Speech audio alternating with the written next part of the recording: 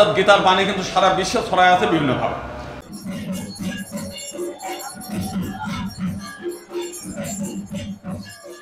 এখন থেকে 2000 বছর আগে বলেছে যে এই যে আমরা নাম সংকীর্তন যাই করি, আমরা যা কিছুই করি, ভগবান শ্রীকৃষ্ণ কিন্তু এইভাবে বলে নাই।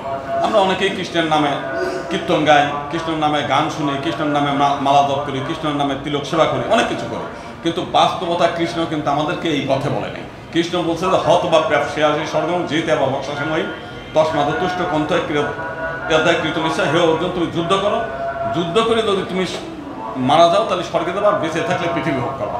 যেটা গীতা তো ধরেন এখন থেকে 5000 বছর আগে আরব জুড়ে সারা পৃথিবী জুড়ে এই বাণী ছড়াই গেছিল। আর মুসলিমরা সেটাকে আরবি করে কয় মল্লে গাজী বাঁচলে শহীদ, নাকি না মল্লে শহীদ বাঁচলে গাজী, এটা কিন্তু গীতার বাণী।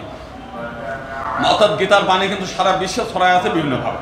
তো এখন আমাদের মূল লক্ষ্যটা কি? মূল লক্ষ্য হচ্ছে ক্ষমতায় আনা। আজকে যদি আমার অমলদা যদি এমপি হন, মানে ওই পালাইনি এমপির দরকার নেই, মানে প্রকৃতপক্ষে এমপি। আমার এখানে সঞ্জয় ফালিয়া যদি এমপি হয়, আমার এলাকায় গাজীপুরের আমার ওই দীপক দা যদি এমপি হয়, এরকম যদি 50 জন লোককে আমরা পার্লামেন্টে নিতে পারি, তাহলে পার্লামেন্ট না মানে কি আমরা বিশাল একটা পাওয়ারফুল ইসের ব্যাপার। আজকে যে বিষয়টা আমাদের একসময় 72টি সিট ছিল পার্লামেন্টে, একবার 72টি, এবং এই 72টি সিটের একটা ইতিহাস অনেকেই জানবেন, অনেকেই বলবেন যে আমরা এক দফার কথা বলছি, এই বিষয় সম্পর্কে একটু জানা দরকার।